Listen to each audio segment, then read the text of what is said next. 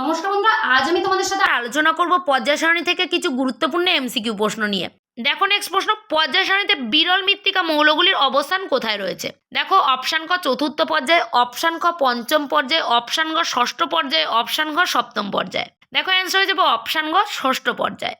দেখো নেক্সট প্রশ্ন, আধুনিক দীর্ঘ পর্যায় সারণীতে শ্রেণী সংখ্যা কয়টি? দেখো অপশান ক 7টি, অপশান খ 9টি, অপশান গ 18টি, অপশান ঘ 10টি। দেখো অ্যান্সার হয়ে যাবে অপশান গ 18টি। দেখো নেক্সট প্রশ্ন, আধুনিক পর্যায় সারণীতে নোবেল গ্যাসগুলির অবস্থান কোথায়? নোবেল গ্যাস অর্থাৎ নিষ্ক্রিয় গ্যাস।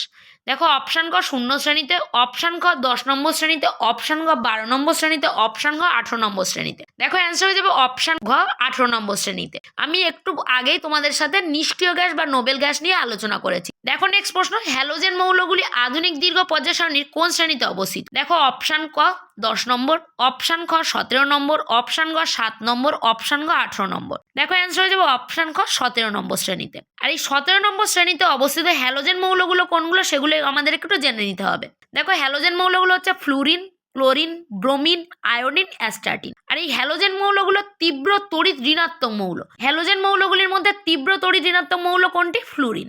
নেক্সট প্রশ্ন, দেখো পর্যায় সারণীর কোন শ্রেণীতে খাদ্য ধাতুগুলো অবস্থান করছে? দেখো অপশান ক 1 নম্বর শ্রেণীতে, অপশান খ 2 নম্বর শ্রেণীতে, অপশান গ 3 নম্বর শ্রেণীতে, অপশান গ 4 নম্বর শ্রেণীতে। দেখো অ্যান্সার হয়ে যাবে অপশান ক 1 নম্বর শ্রেণীতে।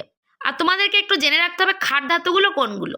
খাদ্য ধাতুগুলো হলো lithium, sodium, potassium, rubidium, caesium এবং ফ্রান্সিয়াম। টোটাল 6টা হলো খাদ্য ধাতু। নেক্সট দেখো একাধিক যোজ্যতা দেখা যায়। দেখো অপশান ক খাদ্য ধাতুর, অপশান ক ক্ষারীয় মৃত্তিকা ধাতুর, অপশান গ হ্যালোজেনের, অপশান গ সন্ধিগত মৌলের। দেখো অ্যান্সার হয়ে যাবে অপশান ঘ সন্ধিগত মৌলের। দেখো নেক্সট প্রশ্ন, কোন হ্যালোজেন মৌলটি কঠিন? দেখো অপশান ক আয়োডিন, অপশান ক ক্লোরিন, অপশান গ ব্রোমিন, অপশান গ ফ্লুরিন।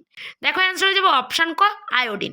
তাহলে আয়োডিন হ্যালোজেন মৌলটি কঠিন। দেখো নেক্সট প্রশ্ন, 2 নম্বর পর্যায়ে তীব্র জারণধর্মী মৌল কোনটি? দেখো অপশান ক অক্সিজেন, অপশান ক ক্লোরিন, অপশান গ ফ্লুরিন, অপশান ঘ ব্রোমিন। দেখো অ্যান্সার হয়ে যাবে অপশান ঘ ফ্লুরিন।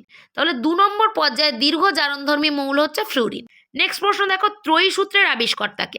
দেখো অপশান ক মেন্ডেলিভ, অপশান ক ডোবেরিনার, অপশান গ লোথারমিয়ার, অপশান গ মোজলে। দেখো অ্যান্সার হয়ে যাবে অপশান ক ডোবেরিনার। তোমরা 10ম শ্রেণীতেই পড়েছিলে ডোবেরিনারের ত্রয়ী সূত্র, তাহলে ত্রয়ী সূত্রের আবিষ্কর্তা ডোবেরিনার। দেখো নেক্সট প্রশ্ন, আধুনিক পর্যায় সূত্রের কে ধারণা দেন? দেখো অপশান ক মেন্ডেলিভ, অপশান ক ডোবেরিনার, অপশান খ লোথারমিয়ার, অপশান ঘ মোজলে। দেখো অ্যান্সার হয়ে যাবে অপশান ঘ মোজলে।